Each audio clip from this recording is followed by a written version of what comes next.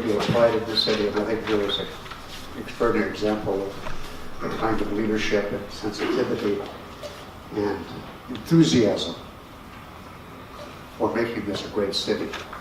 A city where people are safe, where people are thriving, where people are excited to be part and associated with this city. So I know Vera could have talked about so many of the different portfolios where she's having an impact and having a positive effect. I did forget, it's interesting, I went to the airport to pick Valerie up and was wanting to impress her with my, and I parked and I couldn't find my car. After they waited on the tarmac for 3 hours. I had forgotten to thank our sponsors, the Downtown Business Improvement Association, Phoenix Society, and Van City. And I have a letter. They weren't able to attend because of the shortness of the time, but I just want to read their letter to us. We are delighted to sponsor this community-based event, which promotes cross-sector and cross-disciplinary discussion on social innovation. Van City is delighted to welcome Field Graduate University to this great city of Surrey, which has demonstrated strong leadership in social innovation. We congratulate the authors being celebrated by the book launch today and thank them for their contributions. We wish you great success in the proceedings. So that's from Van City. And now I'd like to introduce Karen Cooper, from CEO of Phoenix Society.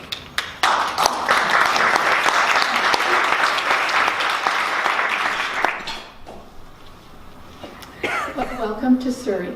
It was a beautiful morning, looking out at the snow. It was a nice walk down to the bus and over to the SkyTrain to get here. But it was also really cold. And on the way, of course, I saw people who were not in a home, people that were homeless.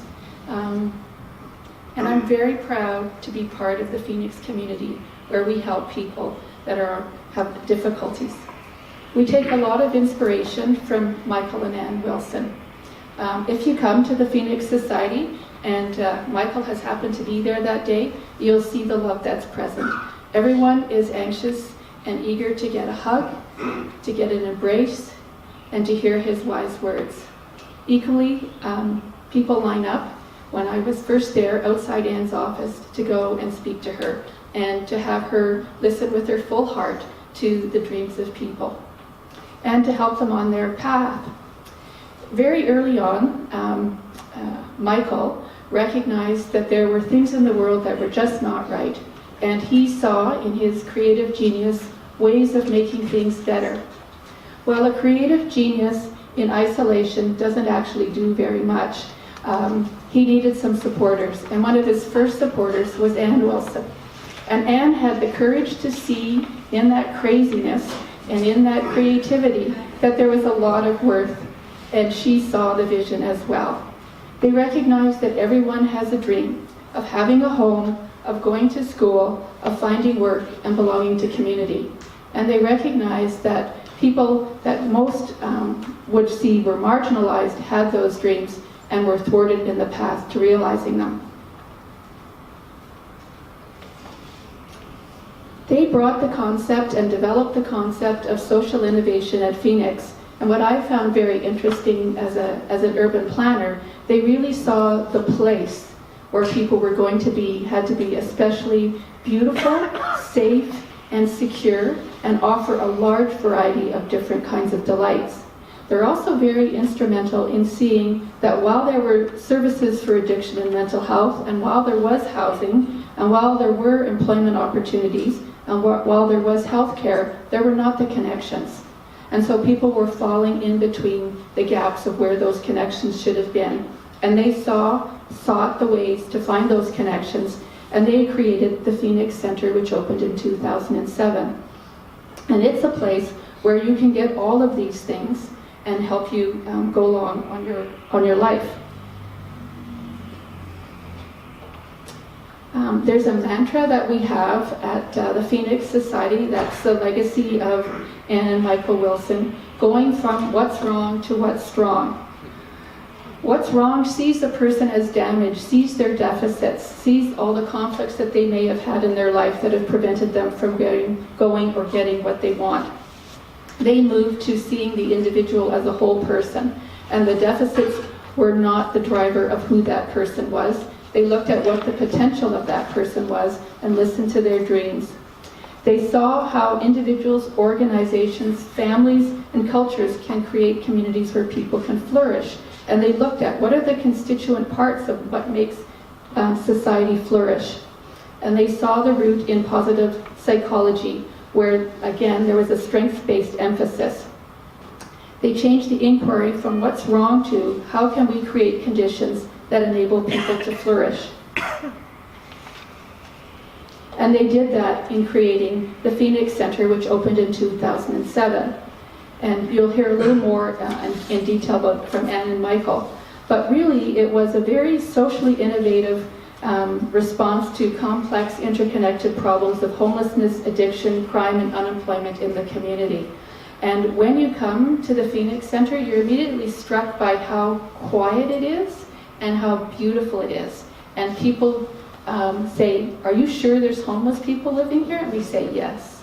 And Michael is always saying, you have expectations of people and they deliver on them. If you expect people to behave well, they behave well. If you expect people to behave civilly, they behave civilly. If you expect people to flourish, they need conditions under which to flourish. And this facility is so far ahead of its time. It's almost 11 years now since it's been in operation, and this is what the mainstream is just starting to develop. So this was way ahead of its time. One of the very unusual and interesting things is that Michael looks so broadly and Anne looks so broadly. And I want to recognize that on the site of the Phoenix Center we have an Aboriginal-led sweat lodge, and I'm very happy to see Alana and Old Hands here today who operate the sweat lodge. Michael recognized in consultation that there was a place needed for this aspect of cultural support, and Alana and Old Hands serve over 1,000 people coming to sweats. It's open to the community. And that sort of sensitivity that there's not one way to reach your sobriety, reach your dreams. There's a whole slew of things. I really want to commend that aspect of it. Building on the success, Quibble Creek was opened in 2012, and one of the things that Quibble Creek is known for is that it has the first women's transitional housing piece, and then just this past year, women's treatment. So this is a very important part of making a more normal community, having men and women together on their journey. Rising Sun, you will see this project tomorrow for those of you who are attending. On the first two levels, it's community residential facility. Those are for parolees on community supervision. There's 30 units there. On the third and fourth floors, there's transition to independent living. Those are studio apartments where people are generally working and pay a rent according to income. And then the top two floors are shared equity affordable home ownership, and you'll hear more from Anne and Michael about that. But what's really amazing is everyone said, you're crazy to put these uses together, and they absolutely work just fine. You're crazy to think that people who were homeless can afford housing, and it works just fine, and it's the reality. And so for all the doubters in the world, come to Phoenix and see what Anne and Michael created. One of the things that, one of the last things they have worked on is the Rising Sun Social Innovation Center that also was finished in 2015. And that's a really beautiful space that we're holding open for the community and a wide variety of events. We have been a little stymied in getting it off the ground because we have some parking logistics. Next to the Social Innovation Center is plans for a community garden, and we need that parking to be built. So I'm happy to announce that this year we're going to be building the community gardens. I wanted to just take a minute to go over a couple of the statistics. One of the things that Anne and Michael have been really instrumental in is celebrating their success and completing research that other people will look at. It's fine if you say, oh, I'm wonderful, I'm wonderful, I'm wonderful, but what really helps is when other people start saying, you're wonderful, you're wonderful, you're wonderful, and we're at that point. There's a long history of results that show the success. Those results do not happen in other facilities across the province. The other, I think, significant thing that Phoenix does is that nearly 1/3 of people were coming in diagnosed with concurrent disorders in terms of mental health illnesses.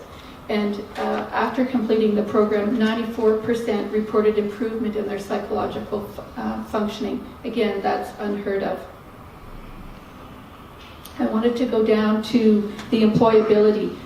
We have a program that Anne and Michael developed called A-STEP, and we work with a variety of community partners. One of the partners we work with is Christine Moore, who is the Executive Director from Options here today. 97% of the people were assessed as being unemployable. They didn't have the education, they didn't have the work history. 48% had less than a grade 12 education. After going through the A-STEP program, 67% received full-time employment and nearly 20% received part-time employment. 48% were enrolled in training to improve their employability. Again, these results are unheard of across the province. Anne and Michael, which I think is especially relevant to the conference here today, have always stressed the importance of education. And for many people coming to our facility, education was not a pleasant experience. And they have worked very hard to help turn that around and see what education can bring them. We've heard a lot about the partners, and the City of Surrey is a huge partner for us. They have a lot of very wonderful policies, but they also provided $1 million to help start the Social Innovation Center. So they did put their money where their mouth was. They have been supportive throughout the ages here with us. I'd like to talk about one of our partners are our residents themselves. They have this amazing spirit, and it's just amazing to see the life return to people and the hope return to people. And I'd like to just put a shout out that hockey is a Canadian sport, and the Phoenix team has regularly won the Surrey Firefighters Two for Tuesday hockey championship, which pits MPs against MLAs, firefighters against paramedics, and a wide variety of community groups, and Phoenix Society residents come on top.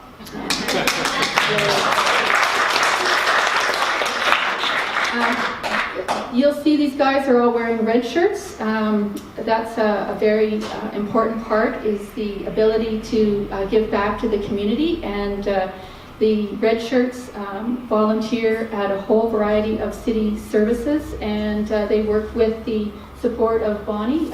She gets us all organized and gets people where they need to go, and a very important part. Kwantlen is a really important part. You'll hear a bit about that. We have a Humanities 101 program that Anne and Kwantlen have developed. I also want to talk about our staff. We have several staff members here. They're absolutely inspiring and selfless. We operate the Phoenix Society services 24/7. Just a great group of people. So in conclusion, our success is the result of a vision led by Michael, daring to dream, supported by Anne, being strategic and fearless. Michael does not stop. He wasn't joking about he's not sure if he's retired or not. And that's been a tremendous advantage to the Phoenix Society. He's shown the way that building collaborative partnerships can result in improvements to addressing these complex problems of addictions and homelessness. Really has instilled in us the need to document our results so that we have sound research, and also continually evolving. Phoenix isn't staying static. It continues to grow and lead the field in addiction treatment. What I'm most impressed by is that Phoenix puts people first, and that is really the most important thing in my view. And thank you very much.